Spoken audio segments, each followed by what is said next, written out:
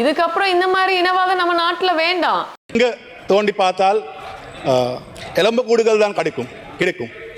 අපරට ඇති වෙනකන් ලේවලින් අපිට තෙත්ලා තියෙනවා. நம்ம நாட்டில் ரத்தத்திலும் கண்ணீரிலும் பாயும் நாடு.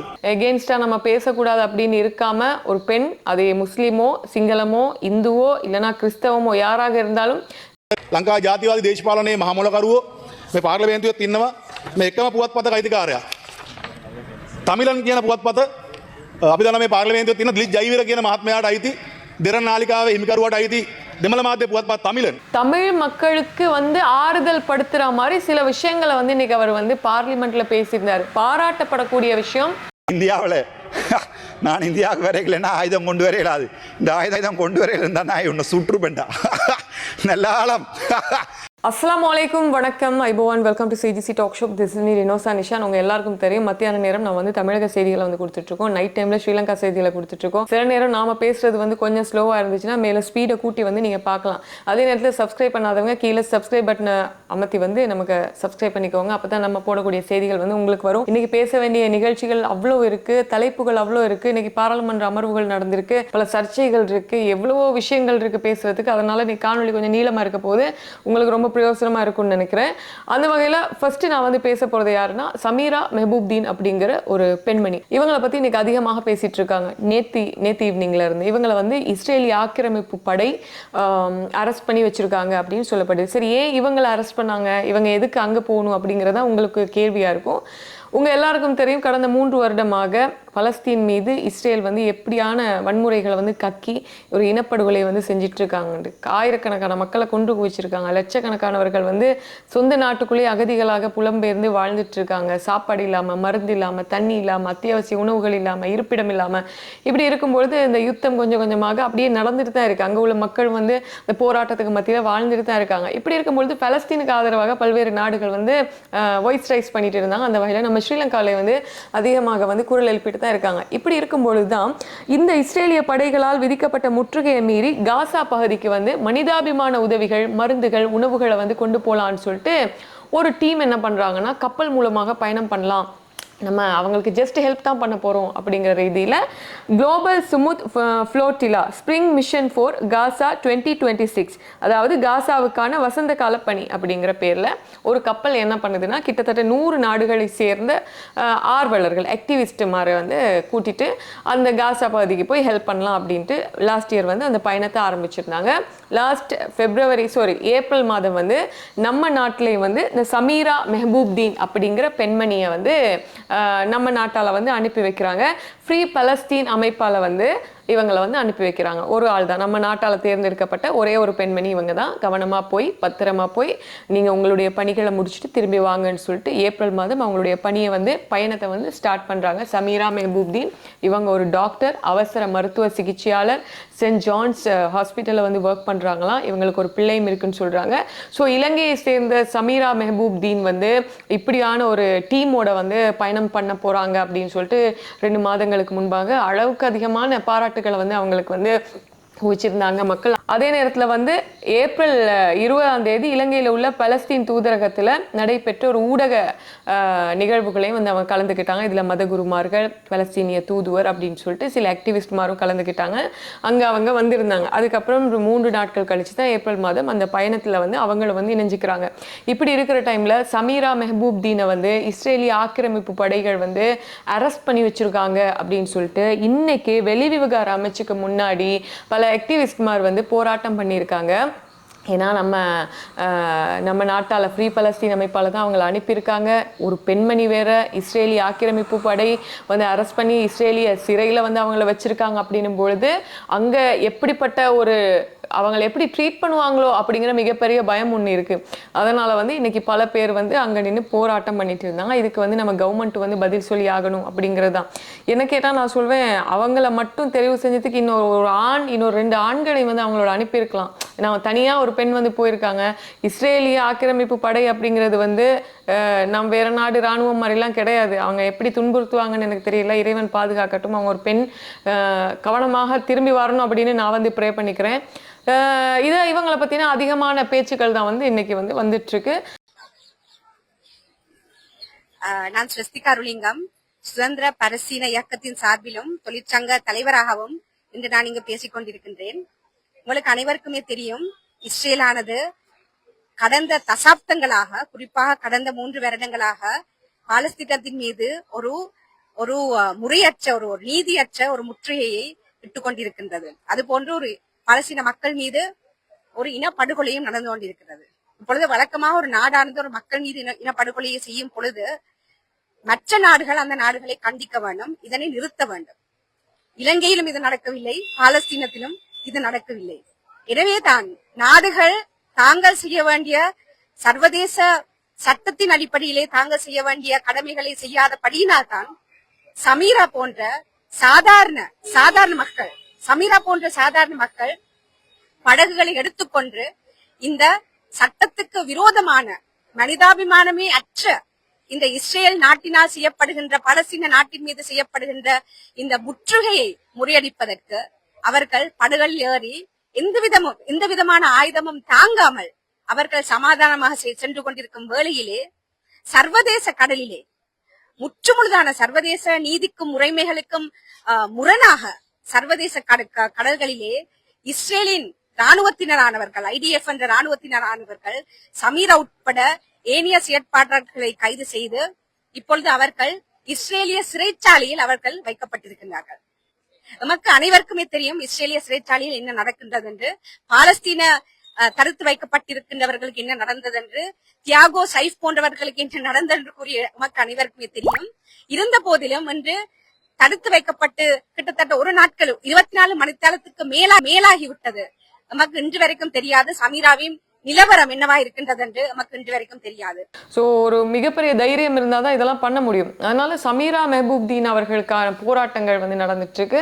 பிரதி அமைச்சர் அருண் ஹேமச்சந்திரா கூட இன்னைக்கு ஸ்டேட்மெண்ட் விட்டுருக்காரு.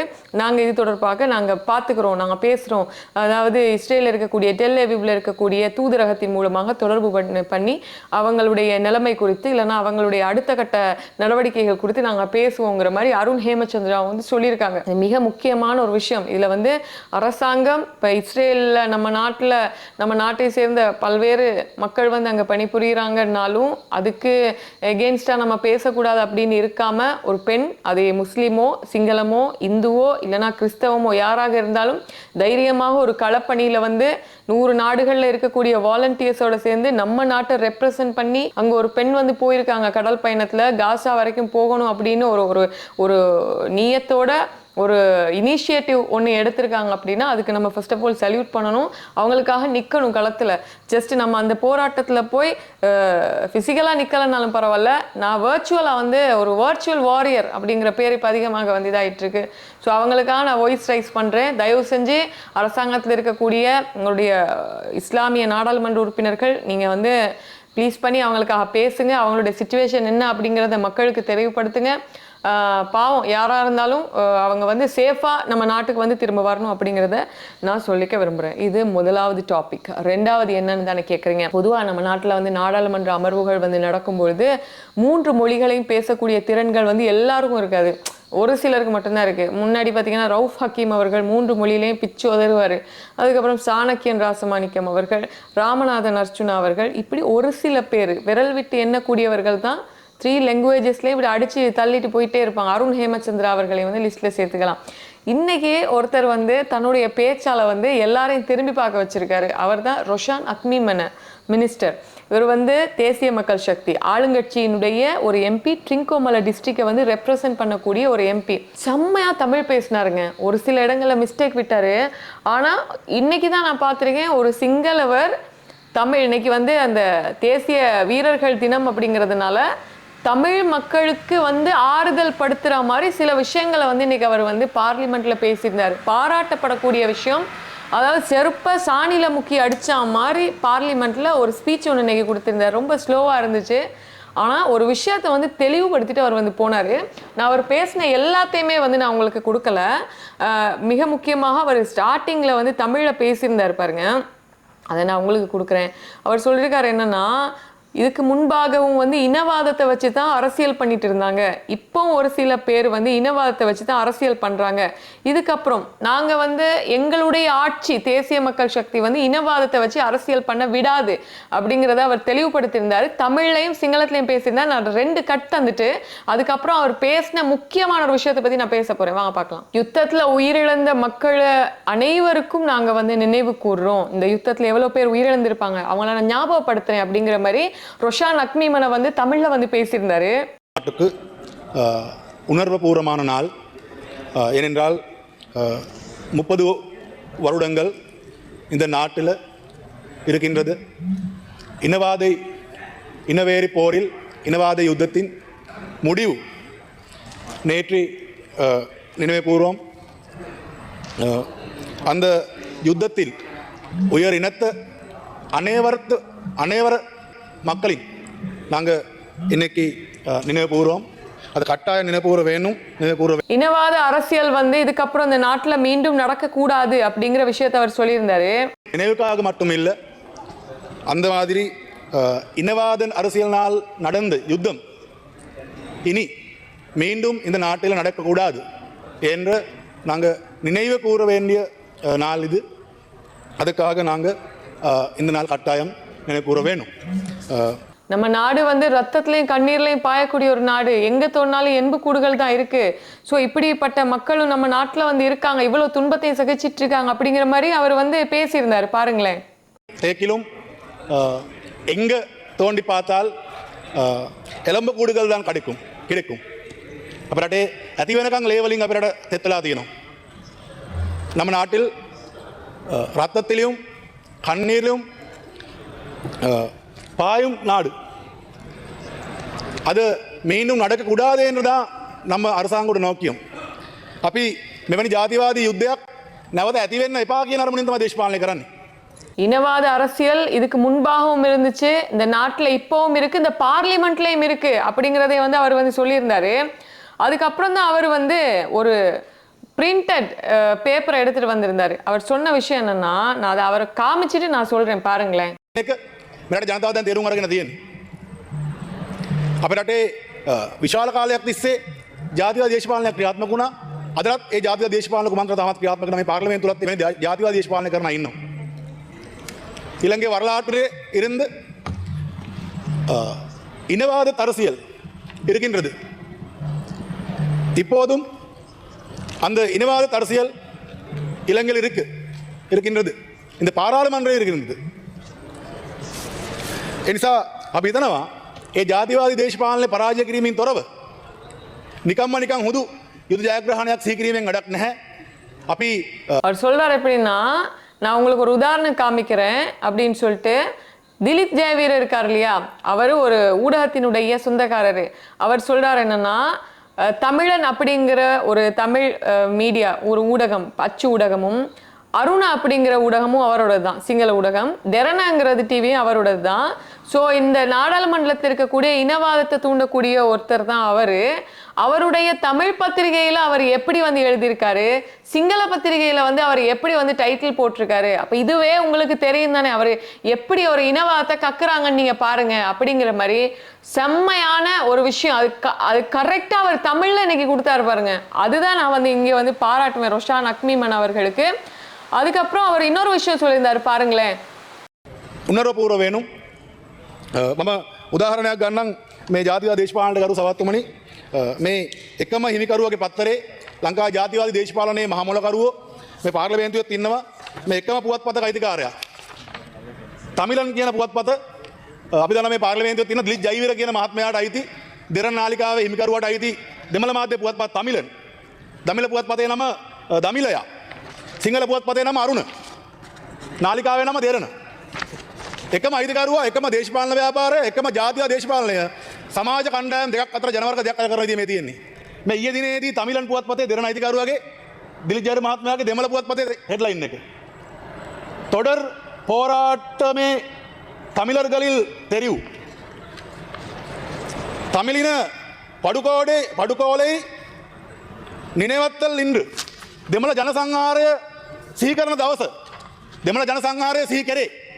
මේ දෙමළ පත්තරේ මෙහෙම හෙඩ්ලයින් එකක් ගහලා සිංහල පත්තරය ගහනවා මෙන්න රණවිරුවන්ට අපහාස කරනවා රණවිරුව සිහි කරන්නේ අන්න උතුර කොටි නැගිටලා කියලා දෙරනාලිකා උදේට ලේ පිපාසිත මාධ්‍යවේදී ඇවිල්ලා මේ ජාතිවාදී අවසනවා නෑ இந்த தேசிய மக்கள் சக்தி அரசாங்கம் வந்து அந்த இனவாதத்தை எதிராக இந்த நாட்டில் மக்கள் ஒன்றாக சேர்ந்து ஒன்றுமே இருந்து உருவாக்குறது அரசாங்கம் இது கண்கேசன்துறை இருந்து திசமாராம் வரைக்கும் கம்பாலில் இருந்து திருவோணமலை வரைக்கும் இந்த நாட்டுடைய மக்கள் இப்ப ஒன்றாக நிற்கிறேன் இப்ப இலங்கை அந்த எல்லோருடைய நாட்டை நினைக்கிறேன் நாங்க அதுக்கு நமக்கு வேணும் மீட்டோட මොකද අපිට ඕනේ මේ සංහිඳියාවට බාධා කරන මේ ජාතික සමගියට බාධා කරන ඒ ජාතික දේශපාලන අපිට තියන්නේ නැහැ මම ත්‍රිකුණාමල දිස්ත්‍රික්කයෙන් පැමිණි මන්ත්‍රීවරයෙක් විදියට අපි ඒකට සටන් කරනවා කියන බණතුව කියන්න කැමති මේ පාර්ලිමේන්තුවේදී இதுக்கப்புறம் இந்த மாதிரி இனவாதம் நம்ம நாட்டில் வேண்டாம். நம்ம நாட்டில் எல்லா மக்கள் காங்கேசன் துறையிலேருந்து கிழக்கு வரைக்கும் மேற்குலேருந்து வடக்குலேருந்து எல்லா மக்களும் சேர்ந்து உருவாக்கின அரசாங்கம் இந்த அரசாங்கம். அதனால இப்படி இதாக்க வேணாம்னு சொல்லி ஓப்பனாக ஒரு விஷயத்த ஸ்டேட்மெண்ட்டை வந்து விட்டுருந்தாரு ரொஷான் அக்மீமன் அவர்கள். මේ ජාතිවාදය මෙරට ආයෙත් එපා. මේ ජාතිවාදී අවිස්සීමෙන් මොනවද අපේ රට ලැබුණේ? පරම්පරා ගානක් තරුණ පරම්පරාව පොළොවට බස් වුණා. ඒ ලේසු හොඳට ඉව කරන දේශපාලඥයෝ තාමත් මේ පාර්ලිමේන්තුවේ ඉන්නවා. අදත් ඇවිල්ලා එහෙම වෙරි හන්දිලා ගියා. ඒ ලේසු හොඳ ඉව කරලා ගියා. ඒකට අපිට තියන්නේ නැහැ. இந்த தேசிய மக்கள் சக்தி ஸோ அவருக்கு வந்து நான் பாராட்ட தெரிவிக்கிறேன். மழை பெய்யுது, ஸோ கொஞ்சம் இறைச்சலாக இருக்கும்னு உங்ககிட்ட சொல்லிக்க விரும்புகிறேன். சரி, இது போக இன்னைக்கு நாடாளுமன்றத்தில் சில அமர்வுகள் வந்து நடந்தது. அதுக்கு முன்பாக இன்னைக்கு வந்து ஸ்ரீ ஜெயவர்தனபுர கோட்டையில் அமைந்துள்ள தேசிய படையினர் நினைவிடத்துக்கு முன்பாக இன்னைக்கு 17வது தேசிய படையினர் தின நிகழ்வு ஜனாதிபதி ஏகேடி தலைமையில் நடந்தது. இந்த நிகழ்வுக்கு நேற்று ஒத்தியை பார்த்துட்டு இருக்கும் பொழுதுதான் விமல் வீரவங்ச போய் விழுந்தெலும்பிட்டு வந்தாரு. ஸோ அதை மீமா இன்னும் போட்டு பண்ணிட்டு இருக்காங்க. அதை பார்த்து தொலைக்க வேண்டியதாக இருக்குது ஃபேஸ்புக்கில். ஸோ அது முன்னாள் இராணுவ தளபதி, முன்னாள் விமானப்படை தளபதி, முன்னாள் கடற்படை தளபதி வந்து இன்னைக்கு கலந்துக்கிட்டு இருந்தாங்க. சரத் பொன்சேகா அவர்கள், முன்னாள் இராணுவ தளபதி அவர்கள் கூட கலந்துக்கிட்டு இருந்தாங்க. அதாவது யுத்தத்தால் வந்து விசேட தேவைக்குள்ள ஆளான ஒரு ஆக்கப்பட்டிருப்பாங்க இல்லையா, அதாவது உடல்ல வந்து சில குறைபாடுகள்லாம் இருக்கும் இல்லையா, அவங்க அங்கவீனர்கள் இவங்க கூட இன்னைக்கு கலந்துக்கிட்டாங்க. அவங்களுடைய தாய்மார்கள், போரினால் கொல்லப்பட்ட வீரர்களினுடைய தாய்மார்கள் கலந்துக்கிட்டு இருந்தாங்க, உறவினர்கள் கலந்துக்கிட்டு இருந்தாங்க. இது இன்னைக்கு நடந்துச்சு. இதுல ஜனாதிபதி அவர்கள் பேசுனது பெரிய டாபிக். அதை நான் அப்புறம் உங்களுக்கு கொடுக்குறேன். இப்படி இருக்கும் பொழுது ராமநாதன் அர்ச்சுனா அவர்கள் வந்து தமிழகத்துக்கு போய் சீமான் அவர்கள் பத்தி விமர்சிச்சுட்டு இங்க வந்த உடனே இப்போ வந்து அது அங்க பெரும் சர்ச்சையா வந்து போயிட்டு இருக்கு. நீ யாரு சீமான் அவர்கள் பத்தி பேசுறதுக்கு அப்படிங்கிற மாதிரி இப்ப அங்க பெரிய சர்ச்சையா போயிட்டு இருக்கும் பொழுது இங்க இன்னைக்கு வந்து ராமநாதன் அர்ச்சுனா அவர்கள் வந்து பேசியிருந்தாரு. ஒரு விடயம் நான் எங்களுடைய அண்ணன் சீமான் அவர்கள் அன்றைய தினத்தில் சொல்லியிருந்தார். அவன் என்னடா என்று சொல்லி கேவலமான வார்த்தைகளை எல்லாம் கதைச்சிருந்தார். அண்ணே நல்லால நீங்கள் இந்தியாவில் நான் இந்தியாவுக்கு வரைக்கலைன்னா ஆயுதம் கொண்டு வர இயலாது. இந்த ஆயுதம் கொண்டு வர இருந்தால் நான் உன்னை சுற்றுப்பேன்டா. நல்ல நீ இப்போது இந்தியாவில், ஏனென்றால் இந்திய மக்கள் நல்லவர்கள். எங்களுடைய தேசியம் கதைக்கப்படுகின்ற போது உன்னை அவர்கள் தேசியம் கதைக்கிறா என்பதற்காக பார்க்கிறாடே சுற்றுப்பட்டா. நீ வந்திருந்தீண்டா யாழ்ப்பாணத்தில் உன்னை வெடி வச்சிருப்பேன். ஆனால் இப்போது இந்தியாவில் பாதுகாப்பாக இந்தியாவில் இருந்து கொள், திரள்நிதி வரும், வேண்டு சாப்பிடு, தின், மலம்களி, அப்படியே இரு எங்களுக்கு. ஆனால் எங்களுடைய இனத்தை விற்காத, எங்களுடைய வலிகளை விற்காத. எனக்கு வலிக்குது, என் அம்மா சாத்திருப்பா, என்னுடைய தந்தை இறந்திருக்கிறார், என்னுடைய தாய் இறந்திருக்கிறார், கற்பழிக்கப்பட்டிருக்கிறார், எங்களுக்கு வலியடா விற்காத. அவ்வளோதான் உன்னோட கேட்கிறேன். தாராளமாக திரள்நிதி வேண்டு கொள்ளு, உன்னுடைய வயிற்றை நிரப்பிக்கொள்ளு, எனக்கு பிரச்சனை இல்லை. இந்த விடயத்தை நான் சிங்களத்தை சொல்ல விரும்புகிறேன். அப்பே ජනතාවට එක කියන සිංහල ජනතාවට මම මෙච්චරවල දෙමළෙන් කතා කරා. සිංහල කියන්න කරුණාකරලා අහන්න. ප්‍රභාකරන්ගේ පින්දූර පුච්චලා එළිය ඔය සීන් දාලා වැඩක් නැහැ. මට ඕන්න මරාගන්න පුළුවන් නාමල් රාජපක්ෂව පාර්ලිමේන්තුව ඇතුලේ. මට ඕන්න නාමලුත් එක ඩීලයක් ගාලා නාමල් කොයි හරි නිකන් ඉන්න දලේ උන්ගේ බෙල්ලෙන් පපුවේ මට ගහන්න පුළුවන්. හැබැයි මමයි නාමල් රාජපක්ෂව දෙන්නම කතා කරලා ඉවර ගන්නවා. සිංහල ජනතාව ගිහිල්ලා ඕක ගිහිල්ලා දෙමළ මිනිස්සුන්ට කැපෙන්න එපා. ඇති අවුරුදු 39ක් අපි රණ්ඩු වුණා. ඒ නිසා අපේ ප්‍රශ්නේ තිබ්බා නම්, අපේ ප්‍රශ්නේ තියෙනවා නම් අපි කතා වෙලා 2029 ඉවර කරන්න. දැන් මම අන්ඩ්‍රෝ කුමාරසානායත් එක්ක ඕක කතා කරලා ඉවර කරන්න කැමැති. හැබැයි මෙතුමා කියන්නේ දෙමළ ජනතාව අපේ ජනතාව කියලා අන්තිමට මේ නාගදීපට අනේකක් මෙයා කියලා තියෙනවා අනුරාධපුරෙන් එහාට ආවේ කාලේ අවසන් කරු මන්ත්‍රීතුමා සිල්ගණ්ඩ නවේ රාජවාදී ආසන නිසා. ඒ නිසා මේ වගේ ජනතාවත් එක්ක කතා කරන්න බෑ. හැබැයි 2029 මම මේක නාමලුත් එක්ක කතා කරලා ඉවර කරන්නම්. කරුණා කරලා ජාතිවාදී ආවුසල මේ කරගන්න දෙපා. අපි ඕන්න මමයි නාමලුයි ගාකලා එක්ක මම නාමල් මරනවා නැත්නම් මම නාමල් මරනවා. හැබැයි අහිංසක ජනතාව ඕගොල්ලෝ රණ්ඩු වෙන්න එපා කියලා ඉල්ලීමක් කරලා වාඩි වෙනවා. சீமான் அவர்களே, நீங்க வந்து அங்க இருக்கீங்க, நான் வந்து ஆயுதம் தமிழகத்துக்கு வந்து கொண்டு வர முடியாது, ஆயுதம் மட்டும் இருந்தா உங்களை சுற்றுப்பேன்னு சொல்லிட்டு. ஆனா ஏன் இந்த மனுஷன் வந்து தேவையில்லாம சில வார்த்தைகளை விடுறாருன்னு தெரியல. இப்ப இது இன்னும் கொஞ்சம் பிரச்சனையா போகும். ஏற்கனவே பத்திட்டு இருக்கு, அங்க போயிட்டு இன்னும் கொஞ்சம் விட்ட உடனே நமக்கு இது தேவையற்ற ஒரு பிரச்சனை. நார்மலாக நம்ம சுடுவேன் அப்படிங்கறதெல்லாம் நம்ம சொல்ல வேண்டிய அவசியம் இல்லை பாராளுமன்றத்துல. அதுக்கப்புறம் டக்குன்னு அங்க சபையில இருந்த சபாநாயகர் கதிரையில் இருந்தவங்க தேவையற்ற வசனங்களை வந்து ஹன்சாட்ல இருந்து நீக்கிருங்க அப்படின்னு சொல்லிட்டு உடனே வந்து சொல்லிட்டாங்க. அப்ப அந்த மாதிரியான வார்த்தைகளை விடுவதனால் வந்து இது சர்ச்சைக்குள்ளாக்கும் அப்படிங்கிறது மிகப்பெரிய ஒரு விஷயம். ஸோ ராமநாதன் அர்ச்சுனா அவர்கள் இன்னைக்கு தமிழ் எம்பிக்களை வந்து கொஞ்சம் கசக்கி பிழிஞ்சிருந்தாரு பார்லிமெண்ட்ல அப்படின்னு சொல்லலாம். இது தொடர்பாக இன்னைக்கு வந்து அமைச்சரவை கேபினட் டிசிஷன் மீட்டிங்ல வந்து சகோதரர் ஊடகவியலாளர் அப்துல் ரஹ்மான் அவர்கள் வந்து கேள்வி எழுப்பியிருந்தார் விஜித் ஹேரத் அவர்கள் கிட்ட. இப்படி ராமநாதன் அர்ச்சுனா அவர்கள் சொல்றாங்க, தமிழகத்துக்கிட்ட வந்து கச்சதீவம் மட்டும் இல்ல, யாழ்ப்பாணத்தையும் கொடுத்துருங்க, இலங்கையும் கொடுத்துருங்கன்ற மாதிரி பேசுறாங்க, இது பத்தி நீங்க என்ன நினைக்கிறீங்கன்னு கேட்டோன்னே விஜித் ஹேரத் அவர்களும் கொஞ்சம் மழுப்பின மாதிரி தான் இருந்துச்சு. அதை பத்தி கணக்கெடுக்காதீங்க அப்படிங்கிற மாதிரி தான் இருந்துச்சு. ஆனால் சில நேரங்கள்ல வாயிலிருந்து வர வார்த்தைகள் வரலாறாக குறிக்கப்படும் இல்லையா, அது பெரிய சர்ச்சைகளை வந்து கொண்டு வரக்கூடியதாக இருக்கும். அர்ச்சுனா அவர்களே, இன்னும் என்னென்ன பிரச்சனைகள் வரப்போகுதுன்னு தெரியல. சரி, பார்க்கலாம் என்ன நடக்குது அப்படின்னு பார்க்கலாம். இவ்வளவுதான் நான் வந்து இன்னைக்கு கொண்டு வந்திருக்கேன். மழை நிறைய வந்ததுனால எனக்கு ஃப்ரீயா பேச முடியல. நீங்க என்ன நினைக்கிறீங்க? நான் உங்ககிட்ட கேட்கிற கேள்வி என்னன்னா, நாம் தமிழர் கட்சி இது தொடர்பாக நான் காலையில வந்து பேசிட்டேன். நாம் தமிழர் கட்சியினுடைய ஒருங்கிணைப்பாளர் திரு சீமான் அவர்கள் ஈழ மக்களின் கண்ணீர் துயரம் அவர்களுடைய வலியை வச்சுட்டு சம்பாரிச்சிட்டு இருக்கீங்களே அப்படிங்கறது ராமநாதன் அர்ச்சுனா அவர்கள் பார்லிமெண்ட்ல சொன்னது சரின்னு நினைக்கிறீங்களா, பிழைன்னு நினைக்கிறீங்களா? எதற்காக இலங்கையில குறிப்பிட்ட ஒரு சில நடந்த யுத்த விஷயங்களை வச்சு அவர் அரசியல் பண்ணிட்டு இருக்காரு அப்படிங்கிறத தான் ராமநாதன் அர்ச்சுனா அவர்கள் கேட்டாங்க. இது கரெக்டா பிழையா? கண்டிப்பா கீழே கமெண்ட் பண்ணுங்க. Good night.